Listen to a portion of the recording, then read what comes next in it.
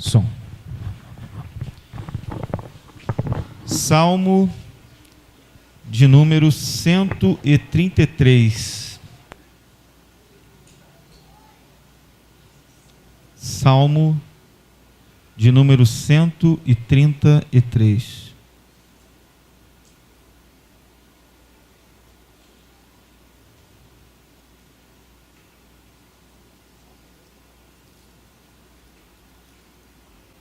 É um salmo bastante conhecido da igreja, do povo de Deus. Será o salmo que a gente vai meditar, pensar nesta oportunidade.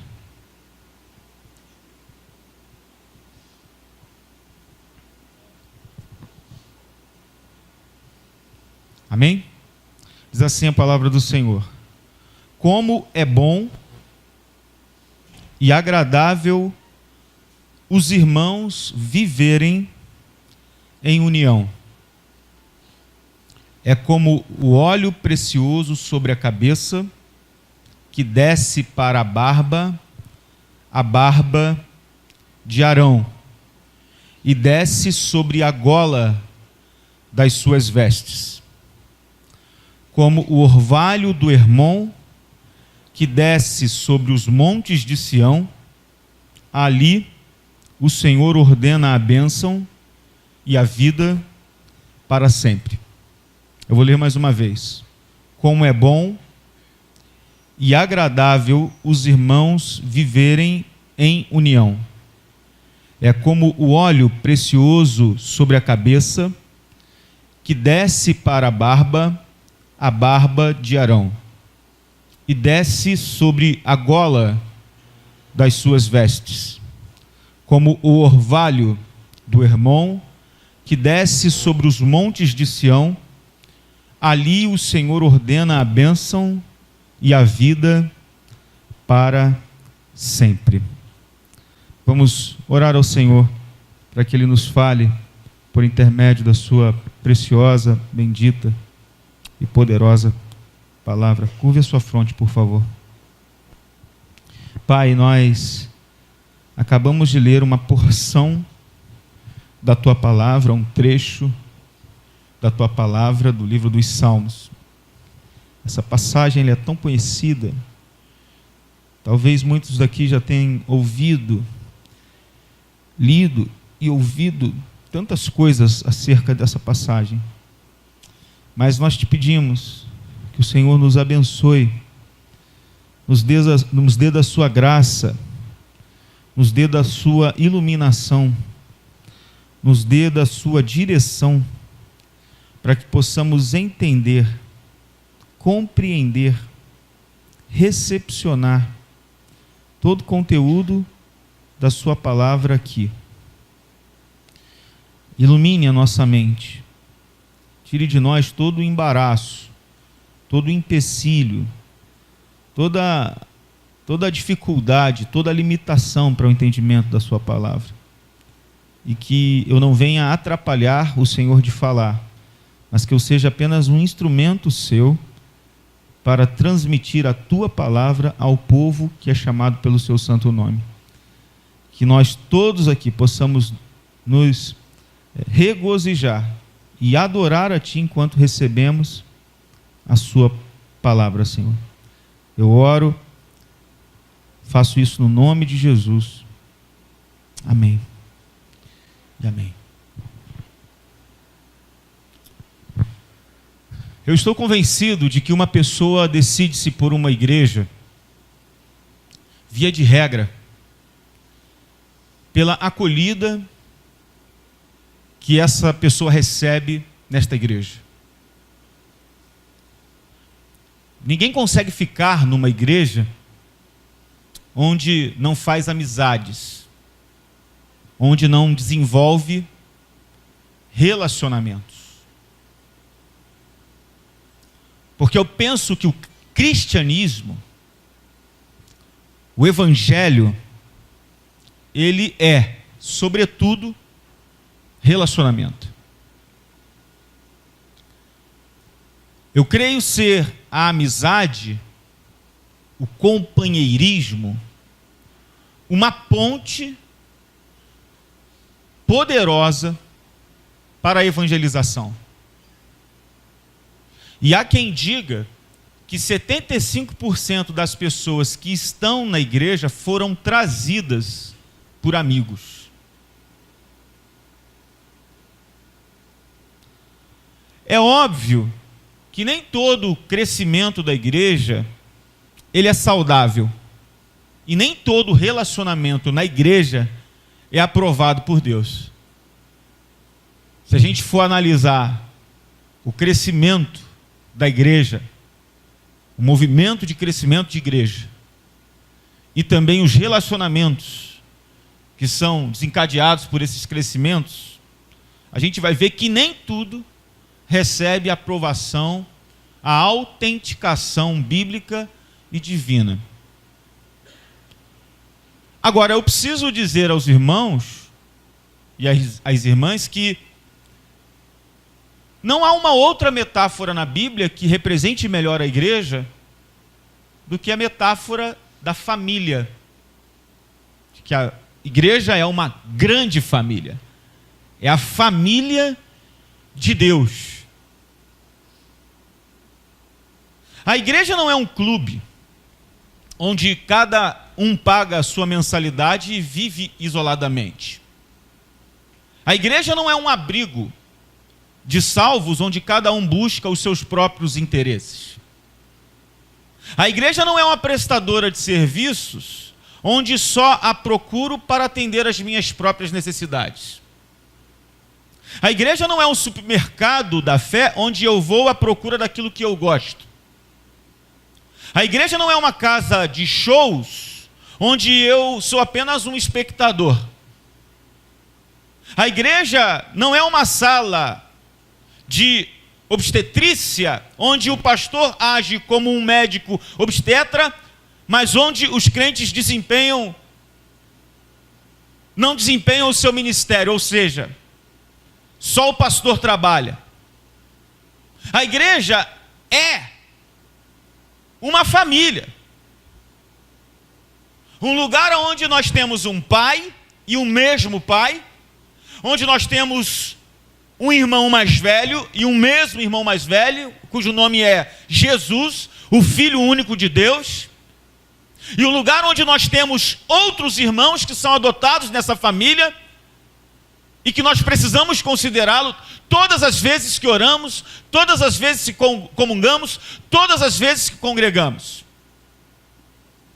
E quando eu observo essa passagem que nós lemos, o Salmo 133, eu vejo que a ocasião para esse salmo ela não é conhecida, ela é desconhecida. Talvez tenha sido motivada pela chegada das nações em união à coroação do rei Davi. Mas independentemente disso, esse salmo ele é sobre a união fraternal e ela serve muito, servia e serviu com certeza muito à época, porque os filhos de Davi, por assim dizer, eram adversários entre si. Por exemplo, Absalão assassinou Amnon, seu irmão, e Adonias tentou usurpar o direito ao trono do seu irmão Salomão. E com certeza esse salmo se encaixou ali naquela época perfeitamente com o reino dividido, com os filhos divididos, com os filhos em cisma, com o reino cismado. Com certeza esse salmo, ele era lido, cantado, meditado, refletido, porque ele nos fala a respeito da união fraternal, e ele louva a união fraternal no versículo 1, e depois ele trata de duas imagens sobre essa união fraternal no versículo 2 e 3. De acordo com Deuteronômio 12, todos os israelitas de perto e de longe vinham ao monte Sião para oferecer seus sacrifícios. E o salmo que aqui a gente lê, celebra a unidade mútua que o povo desfrutava ao se reunir para adorar o único Deus e receber as bênçãos desse Deus. E eu queria que você meditasse comigo, por favor, sobre esse salmo, que é pequeno, que é objetivo, que é curto, mas que é muito profundo. muito profundo no seu significado, muito profundo na sua aplicação, e que a gente precisa recepcioná-lo para poder pôr em prática tudo quanto a gente aprende aqui.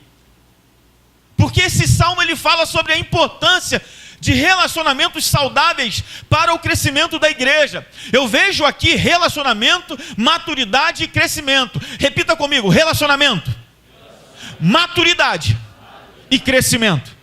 Deus quer trazer para a gente isso. Relacionamento, maturidade e crescimento.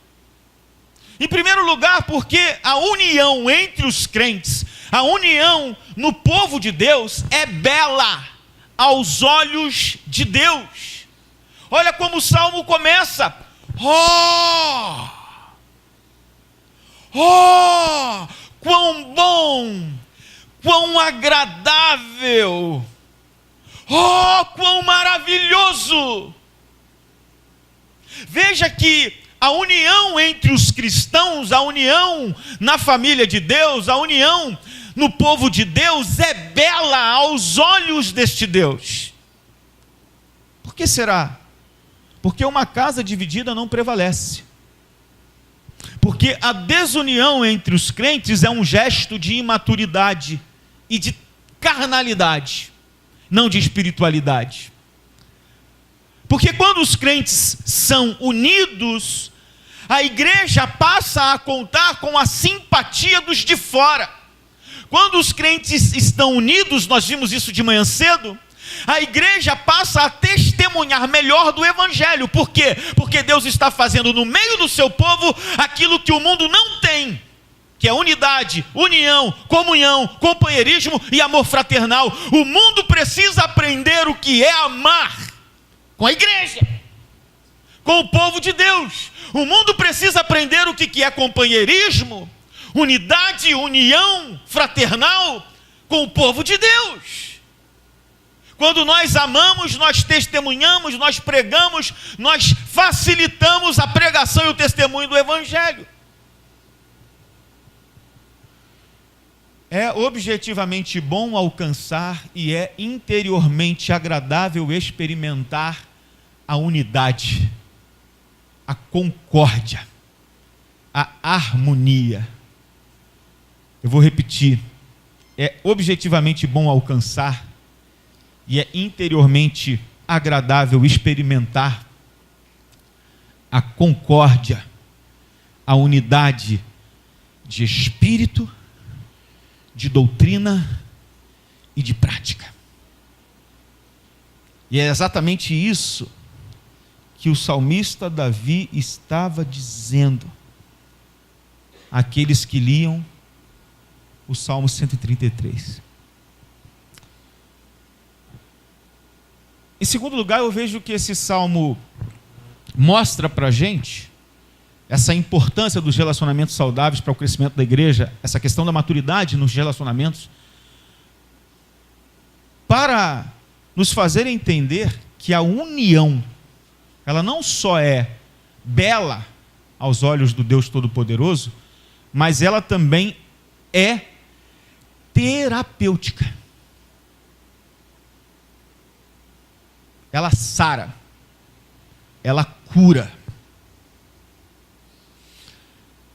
A união entre os crentes é como óleo. O óleo é símbolo do Espírito, ele produz cura, ele produz alívio. A igreja precisa desfrutar desta unidade para que ela seja curada. Curada de todas as suas fissuras, de todas as rachaduras, de todas as enfermidades. Vejam que a igreja de Corinto estava doente porque não havia comunhão entre os crentes. Não havia união, não havia unidade. Nós não estamos falando aqui propriamente dito de comer uma refeição juntos. Jamais quer dizer isso, união e comunhão da igreja, gente.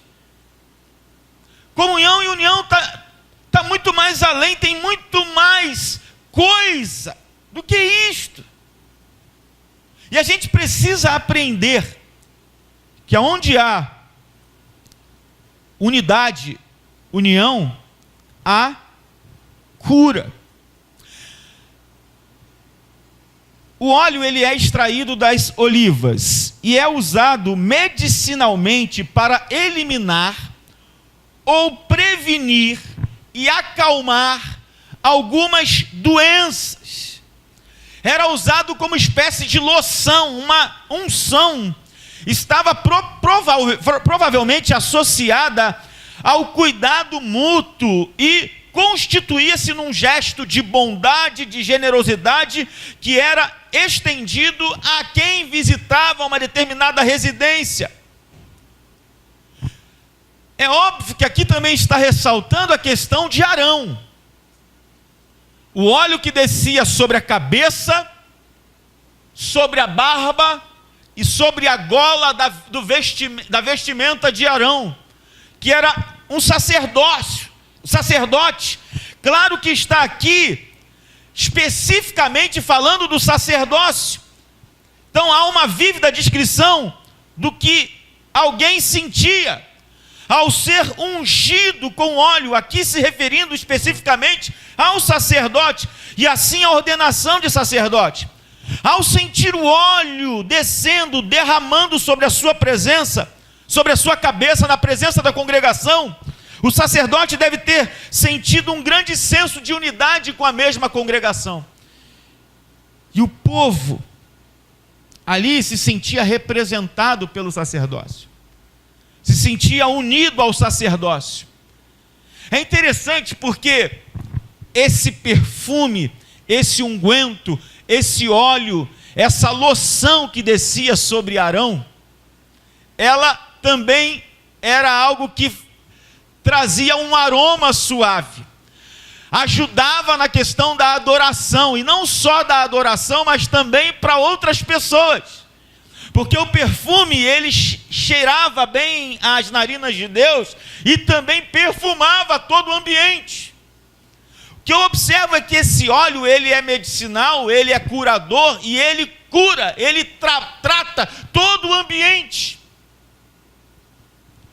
A união, a unidade ajuda de forma maravilhosa o relacionamento. Onde há comunhão, onde há unidade, há cura. Há cura. Porque eu vejo que a união entre os irmãos, ela é restauradora. A união entre os irmãos é reparadora. É multiplicadora. É abençoadora. E o versículo 3 vai dizer isso para a gente. Olha o que diz o versículo 3. É como o orvalho do Hermon que desce sobre os montes de Sião. Ali ordena o Senhor a sua bênção e a vida para sempre. A união não é só como o óleo que desce sobre a cabeça de Arão, mas é como o orvalho do Hermon. O orvalho. O Monte Hermon era uma montanha alta e coberta de neve na fronteira ao norte da terra prometida. Parte da cordilheira que se constitui a nascente do rio Jordão. E é interessante porque a umidade que vem dessas montanhas, da montanha do Hermon, cai sobre a terra seca de Israel. A imagem do orvalho que cai sobre os montes de Jerusalém ilustra a umidade restauradora, reparadora, caindo sobre a terra seca. Esta é a bênção da umidade espiritual. Interessante porque essa umidade espiritual traz vida para a terra seca, para aquilo que está sem vida, está seco, está árido. O Monte Hermon, ele tinha camadas de gelo que se derretia e caía sobre a terra, que estava seca, precisando de umidade. Simboliza então que a bênção do Senhor alcançava aquele lugar. E É interessante porque a união é como orvalho. O orvalho simboliza a presença restauradora de Deus. O orvalho, ele é discreto, cai sem alarde, cai sem trovões, cai sem relâmpagos. O orvalho vem à noite, depois do calor intenso, nas horas mais escuras. O orvalho, ele traz frescor. O orvalho é constante, é abundante. A verdadeira amizade, ela é assim. Ela é discreta, ela é constante, ela é restauradora, ela é contínua, ela passa todos os obstáculos. É assim a verdadeira união, a verdadeira unidade. Ela é restauradora. E o verso 3 ainda fala na parte B que essa união, ela é abençoadora. Por quê? Porque traz crescimento, traz vida, traz forma orgânica aquilo que era seco. Crescimento simboliza o crescimento espiritual, o crescimento numérico. Onde há união, Deus ordena a bênção e a vida para sempre. O relacionamento é a base eficaz, irmãos, da evangelização. O relacionamento de comunhão e ajuda mútua na igreja é aquilo que faz com que a igreja tenha um crescimento extraordinário. A igreja de Jerusalém, a igreja primitiva, ela gozava dessa unidade, dessa parceria, desse companheirismo. Por isso, diz a palavra de Deus, que Deus acrescentava a cada dia as pessoas que iam sendo salvas.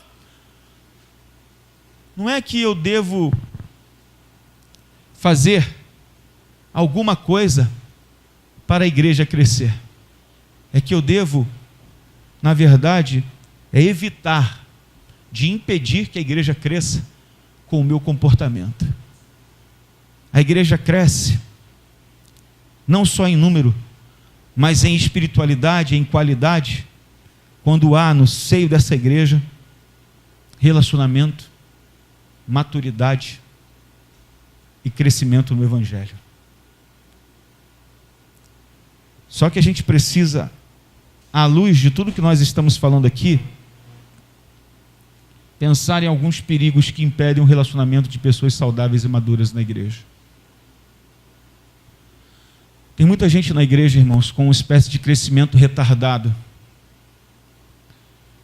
Eu não sei se você já ouviu falar da Associação para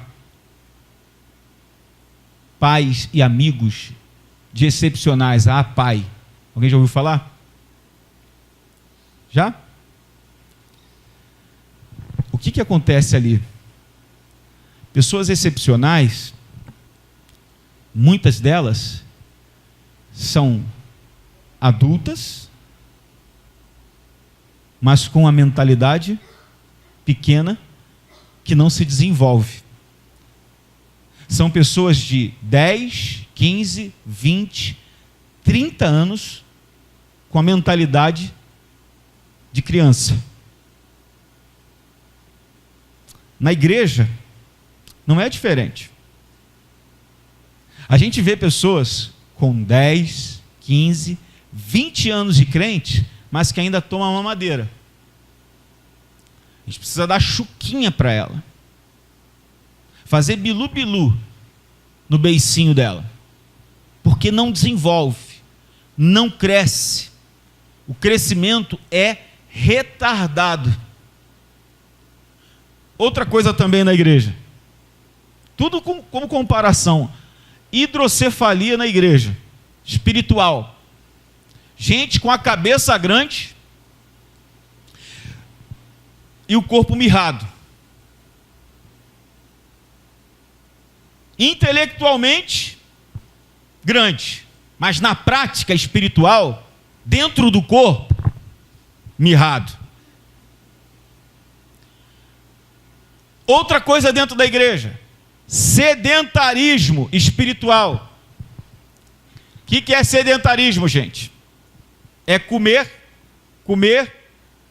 sem sair do lugar, sem se exercitar, sem exercício. E quem é sedentário tem o risco do colesterol e do infarto. disfunção. O corpo fica disfuncional por causa do sedentarismo. Ouve, se alimenta e não se exercita. Outra coisa, flacidez, descanso sem atividade, autismo. Tem muita gente na igreja autista espiritualmente falando. Ela é desligada de tudo à sua volta. Conhece gente assim? Está aqui, mas sua cabeça está no mundo da lua, pensando na morte da bezerra, da avó, do tataravô. Seu mundo só tem espaço para ela mesma, para ele mesmo. Autista espiritual. Tem outras pessoas que sofrem de inanição. Alimenta-se apenas uma semana por vez. E olhe lá, quando é uma semana, ainda consegue se manter de pé.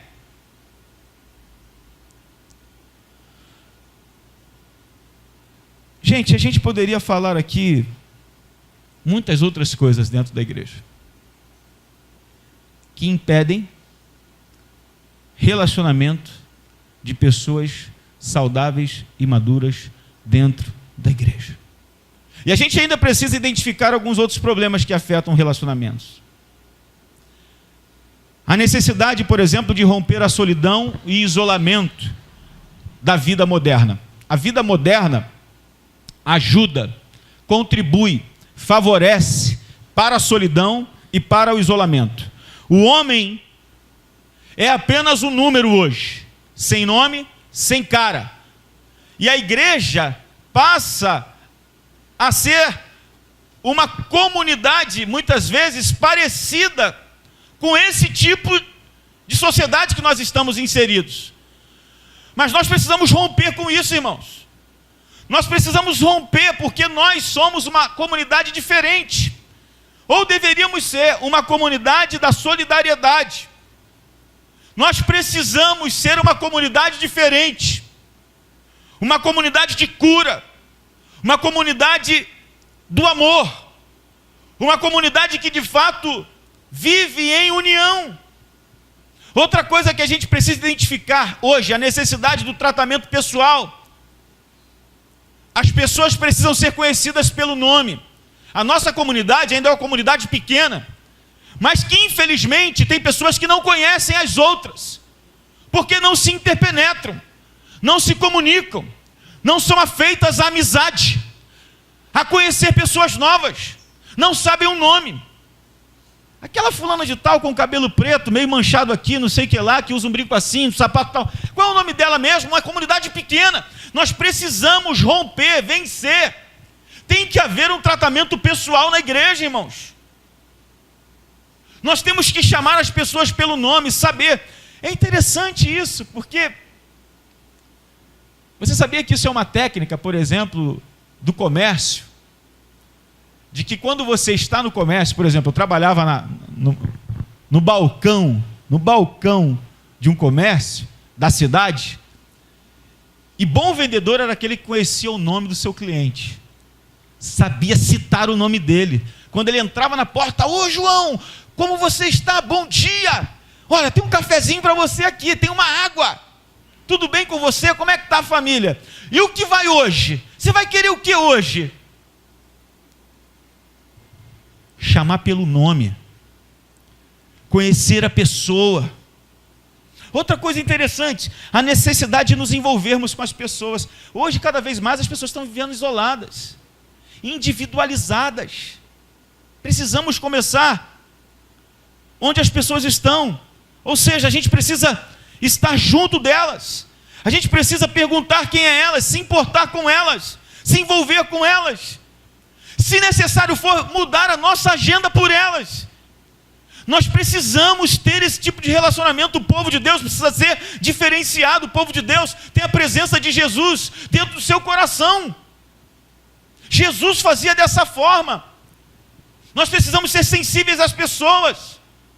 ir até onde elas estão, ouvi-las, dar atenção a elas. Foi assim que Jesus fez com Nicodemos, foi assim que Jesus fez com a mulher samaritana, foi assim que Jesus fez com o paralítico, foi assim que Jesus fez com o Zaqueu, foi assim que Jesus fez com o jovem rico. Nós precisamos fazer a mesma coisa. Somos discípulos de Jesus. Ou Jesus não habita em nós? Se Jesus habita em nós, nós temos que agir como Ele age, pensar como Ele pensa, fazer como Ele faz.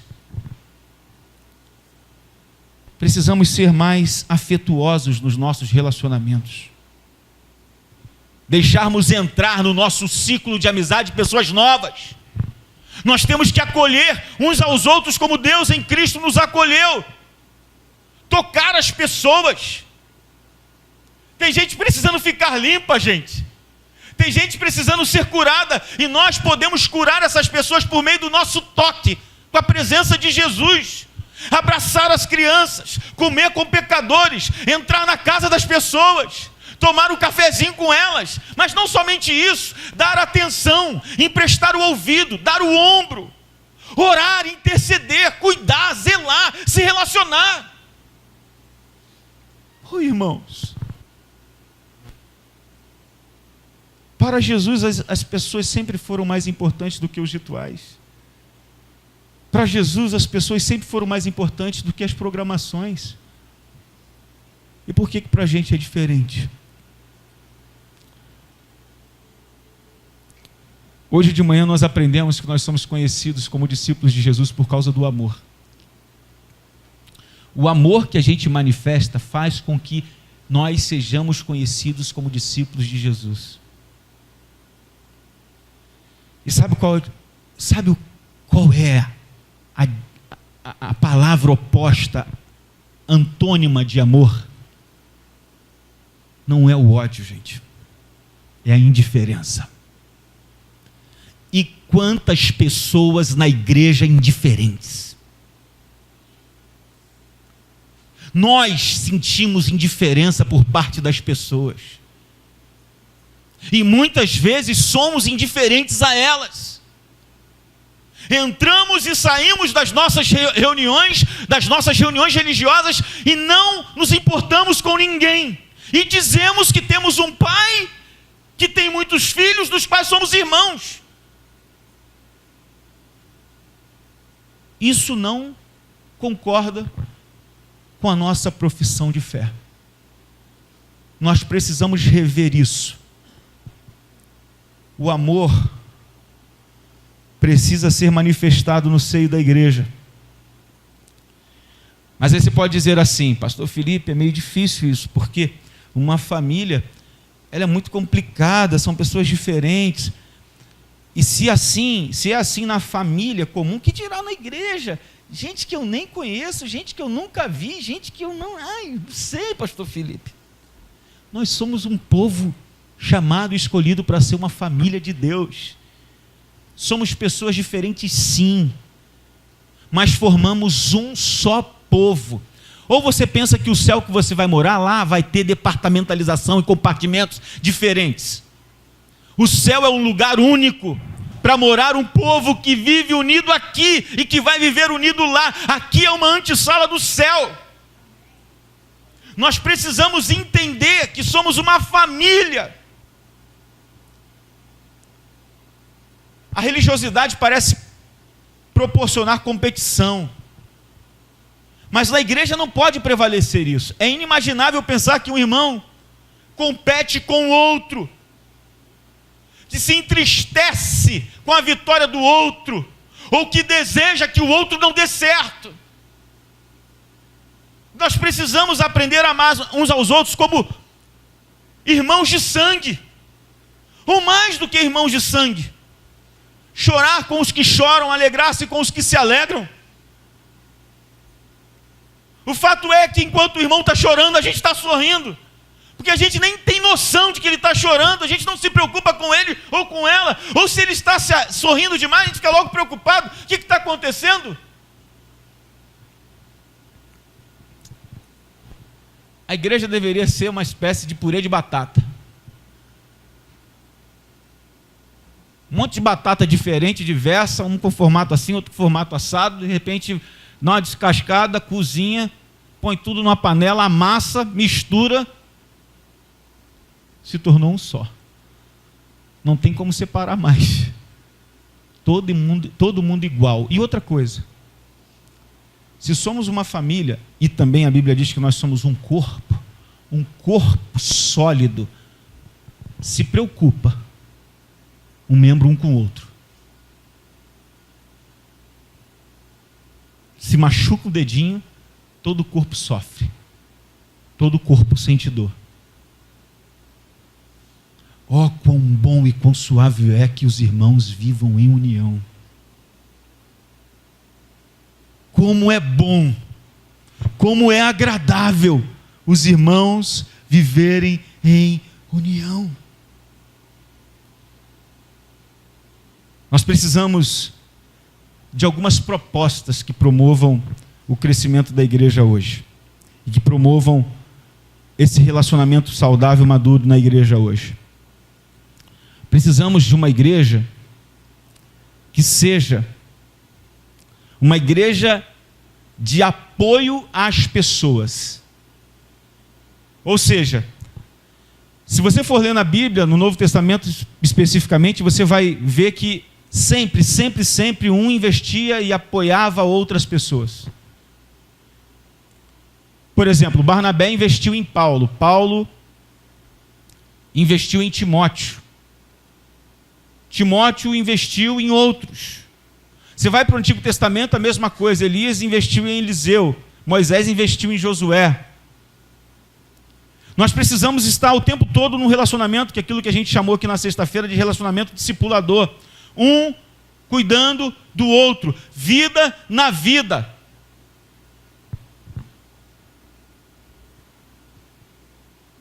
Em quem nós estamos investindo? Estamos cuidando de quem? Estamos discipulando quem? Eu queria encorajar você a, neste ano de 2018, se deixar discipular por alguém e também se colocar à disposição de Deus para discipular outra pessoa. Mas como assim? Pastor, eu nasci ontem. Eu não sei falar. Eu não sei discipular ninguém. Se permita ser discipulado e discipule outra pessoa. Porque eu tenho certeza, irmãos, quando a igreja está envolvida nessa missão de relacionamento intencional, discipulador, cuidado um do outro, mutualidade, amor fraternal, sobra pouquíssimo tempo para a gente ficar pensando bobagens. Pouquíssimo tempo. Precisamos de uma igreja que tenha uma comunhão de mútua ajuda. O amor, ele é doador. O amor, ele honra o outro. Precisamos de uma igreja onde haja, de fato, manifestações de amor em atitudes. Porque é muito fácil dizer para a pessoa que eu amo, quando ela me ama. A gente falou isso de manhã cedo aqui. Mas quando a pessoa pisa no nosso calo, pisa no nosso pé, a gente tem que demonstrar amor por meio de atitudes, por meio do perdão,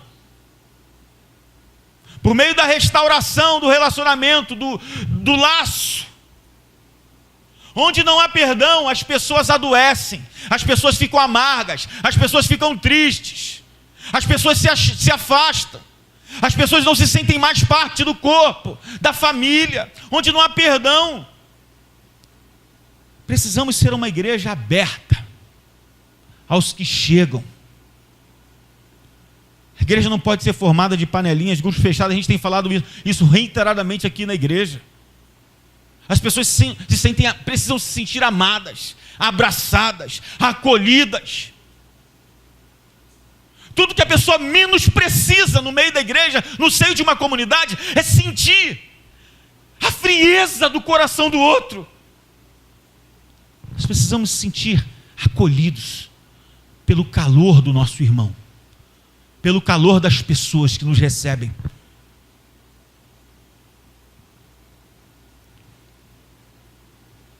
Eu falei do cliente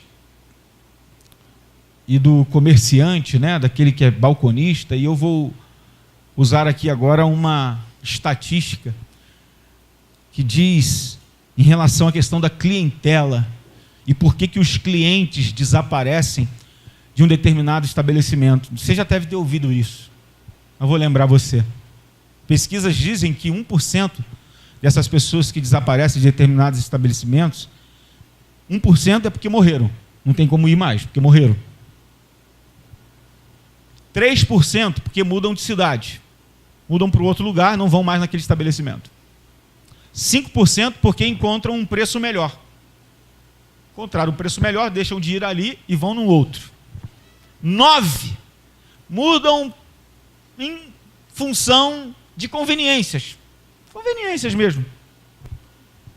14 pessoas mudam por causa de algum descontentamento pessoal. Mas a pesquisa diz que 68 pessoas mudam em função do mau atendimento. Porque se sentem destratadas. Mas isso não pode ser realidade da igreja, gente. Esse lugar precisa ser um lugar de cura. Esse lugar precisa ser um lugar de amor. Esse lugar precisa ser um lugar da unidade, da comunhão, da união. Vai haver fissuras, vai haver problemas, vai haver diferenças, vão haver tudo isso. Mas nós vamos ser tratados, curados, sarados. Por quê? Porque Deus está entre nós. E Ele há de fazer com que as nossas diferenças não sejam motivos de separação. Pelo contrário, Ele vai fortalecer cada vez os nossos laços de unidade. Eu li uma coisa que eu queria compartilhar com vocês sobre os 10 mandamentos do relacionamento humano, principalmente dentro da igreja. Primeiro, sempre fale com os visitantes da igreja. Tome iniciativa. Não fique sentado no seu banco. Seja proativo. Se movimente. Participe. Vá até a pessoa. Esteja antenado no culto. Acolha as pessoas que chegam. Dê um sorriso. Seja simpático, simpática. Sorria para as pessoas. Porque sabe por quê? São necessários 72 músculos para franzir um rosto. 72. Vai ficar com a feição fechada. Mas para sorrir é muito mais fácil. Só 14. Só 14. Olha para o irmão do seu lado e dá um sorriso para ele.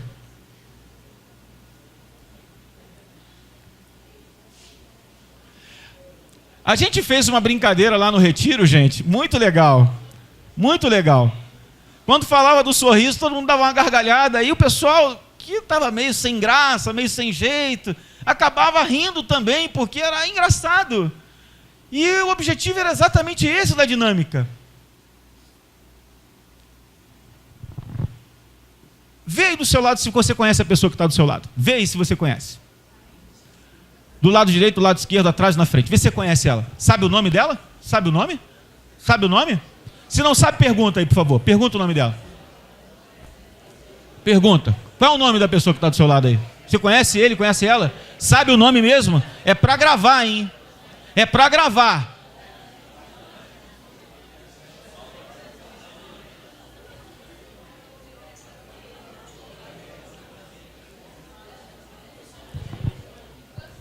É para gravar.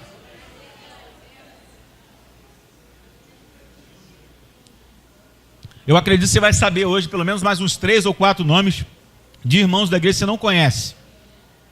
Segunda coisa terceira coisa é essa. Primeira, fale com o visitante. Segunda, sorria para as pessoas. Deixa essa cara emburrada, parece delegado da Polícia Federal. Que isso, gente? A alegria do coração formoseia o rosto. Se você não sorri, parece que alguma coisa está dentro do seu coração. Pelo amor de Deus, quem é que habita aí? Quem habita dentro do seu coração? Você não tem motivo para sorrir? Você tem motivo? Mencione o nome das pessoas. Seja cortês e cooperador. É interessante isso daqui. Porque a gente fala assim, poxa, eu queria tanto ter um amigo na igreja. A pergunta que eu faço para você é, de quem que você é amigo? E amiga? Por que a gente fica só esperando as pessoas chegarem até nós, gente? Por quê? Por que a gente tem que ficar sempre na defensiva? Sempre ser passivo? Por que, gente? Não pode ser assim. Nós temos que ser cortês, cooperador, temos que ter amigos, temos que fazer amigos. Maravilha isso, gente. É um amigo que traz colorido a vida. Eu, por causa de um amigo, irmão, já tomei banho de cachoeira gelado, bem gelado. Por causa de amigo, eu já tomei banho de chuva, cheguei em casa resfriado. Por causa de amigo, já fiz tanta coisa louca. Por causa do amigo. Só pelo prazer de estar com outro. É muito bom, irmãos. Que maravilha seria que nós tivéssemos a comunidade de amigos, irmãos. Amigos, irmãos. Quantos querem ter uma comunidade de amigos aqui? Diga glória a Deus. Quero poder olhar no rosto de cada um irmão aqui, cada irmã, e poder receber e dar também um sorriso, uma alegre, um abraço apertado, não ter que, cortar caminho, fingir que não conheço, passar pela rua, não cumprimentar. Pelo amor de Deus, somos de uma mesma comunidade, somos uma família do Senhor. Nós temos, irmãos, esse privilégio de ter esses irmãos. Você que só tem um irmão que nasceu e é filho único de uma família, você tem um monte de irmão. Olha do lado, olha para o outro, você tem irmãos aqui nessa casa. E o irmão é aquele que se preocupa com a gente, nosso amigo. E aí é que vem o quinto mandamento. O primeiro, fale com visitantes. Segundo, sorria para as pessoas. Terceiro, mencione o nome das pessoas. Quarto, seja cortês, cooperador. Quinto, tenha um interesse genuíno pelas pessoas. Tenha um interesse genuíno. Se importe de verdade pelas pessoas. Não seja egoísta, seja altruísta. Não viva a vida como se você fosse a única pessoa do mundo, como se você fosse o centro das atenções do universo, a última cereja do bolo. Não. Há pessoas com as quais você precisa se importar. Sexto lugar, seja cordial. Tenha uma palavra e uma atitude encorajadora para as pessoas. Sétimo lugar, seja generoso com elogios e cauteloso com as críticas.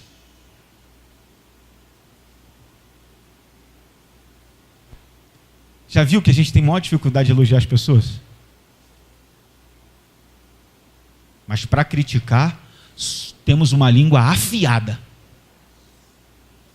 Né? Não é fato? Olha a roupa dele, olha a roupa dela. Olha o cabelo. Você viu o que ele falou? Você viu o que ele fez? Que tipo de pregação é essa? Meu Deus do céu, vim da minha casa para ouvir isso.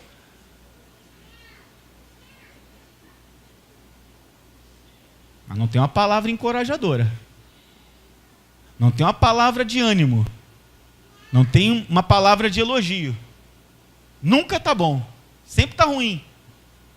O marido faz, tudo está ruim, está tudo péssimo. O irmão fez tudo de bom para ele, tudo. Mas uma coisa que a pessoa faz sempre é mais valorizado do que todas as virtudes e todas as qualidades que a pessoa tem. Já observou isso? Oitavo lugar. Tenha consideração com o sentimento das pessoas. É interessante que esses dias eu estava conversando com uma pessoa. Não, mas eu não fiz o que ela está falando que eu fiz. Eu não fiz, não foi dessa forma que eu fiz. Não importa como você tinha, o que você tinha de motivação, a maneira como você acha que você fez. A questão é que ela sentiu que você a feriu. E você precisa se preocupar com o sentimento da pessoa. Ah, mas não foi essa a minha intenção. Não importa qual foi a sua intenção. Não importa. Ela se sentiu mal com a história? Vai lá até ela. Reconcilia. Pede perdão. Não, mas não foi dessa forma como ela pensou. Não foi dessa forma que eu falei. Não fiz isso para magoar. Não importa, mas ela se sentiu magoada. Preocupe-se com os sentimentos das pessoas. Vá até ela. Conserte. Reconcilie. Irmãos, como tem pessoas nessa vida, nessa terra, que tem uma ideia tosca de que ela nunca erra. Sempre quem está errado é o outro. Sempre quem faz o errado é o outro. Uma outra coisa interessante que a gente também precisa considerar, e isso aqui é um ponto também nevrálgico em relação ao relacionamento humano. Olha só, eu não posso ser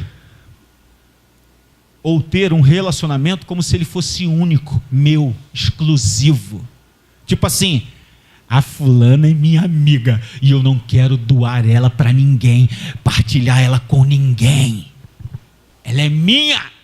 Possessividade. Poxa, o pastor não me ama, só ama o José. Só ama o protegido.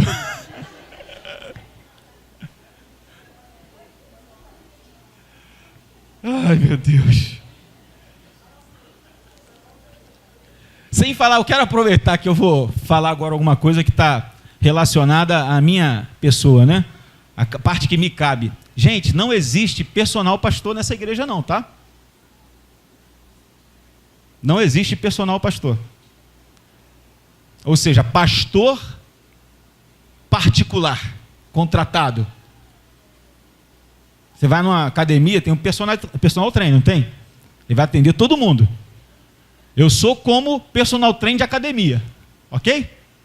Eu não sou personal pastor particular de ninguém. Eu sou o personal trainer da academia. Tem condições de ser personal trainer, personal pastor, individual de cada um, no sentido de ficar ali só com aquele ali, só com aquela ali, exclusivo. Tem como, gente? 10º lugar, essa aqui também é muito difícil.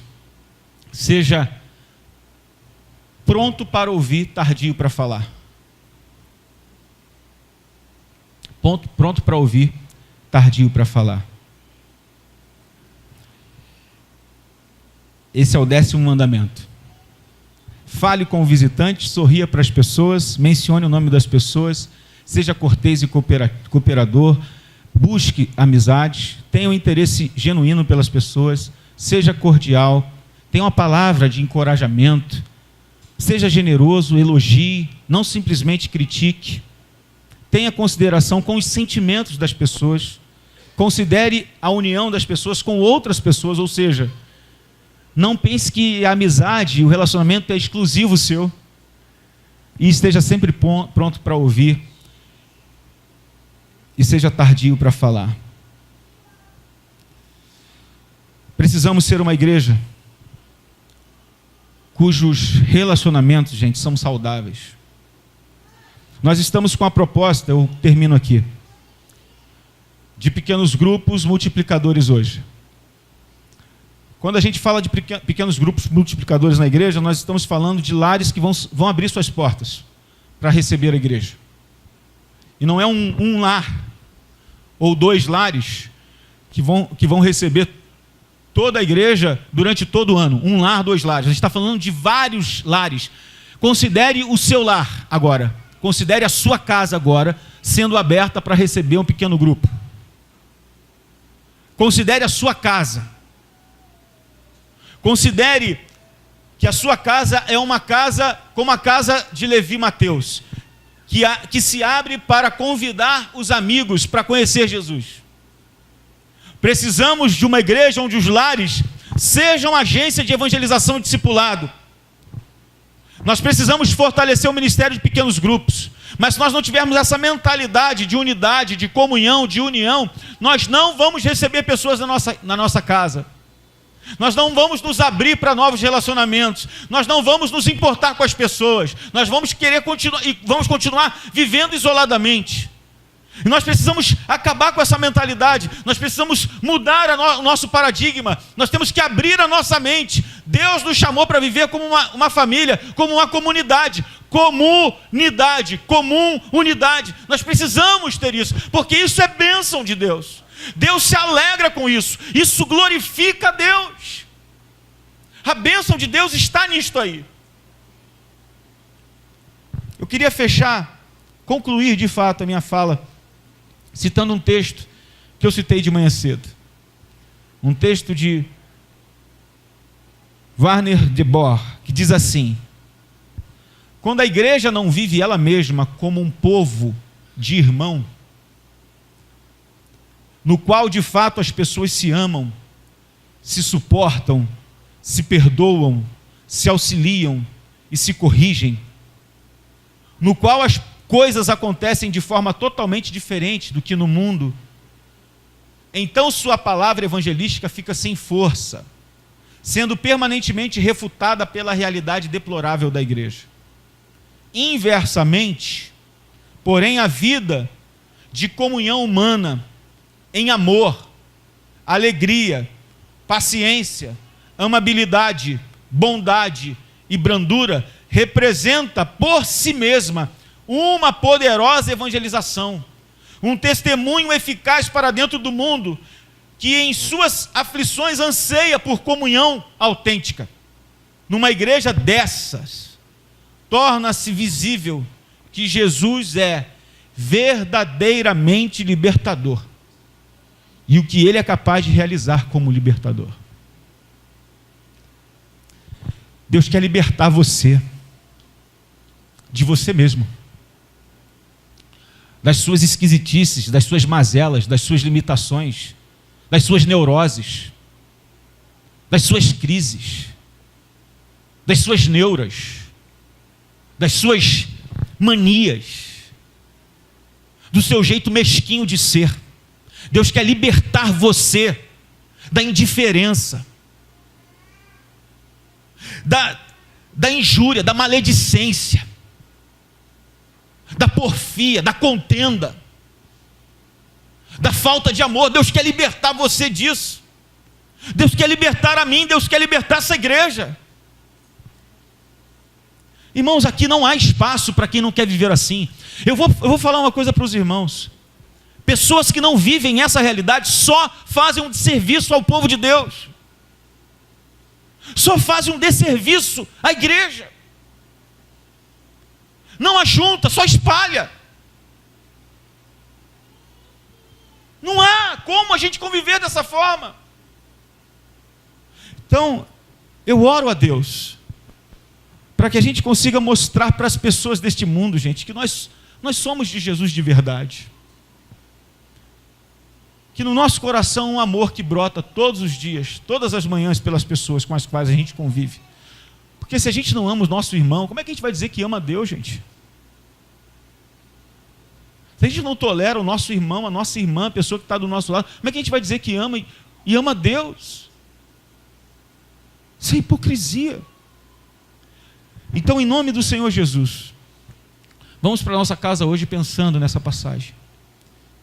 Como é bom, como é agradável, como é maravilhoso a união no povo de Deus.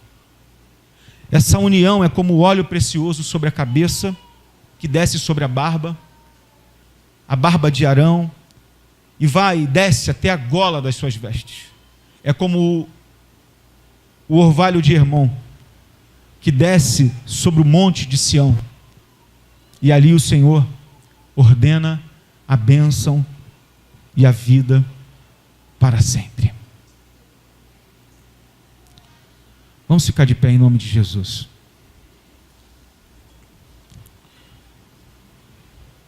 A oração de Jesus, em João capítulo 17,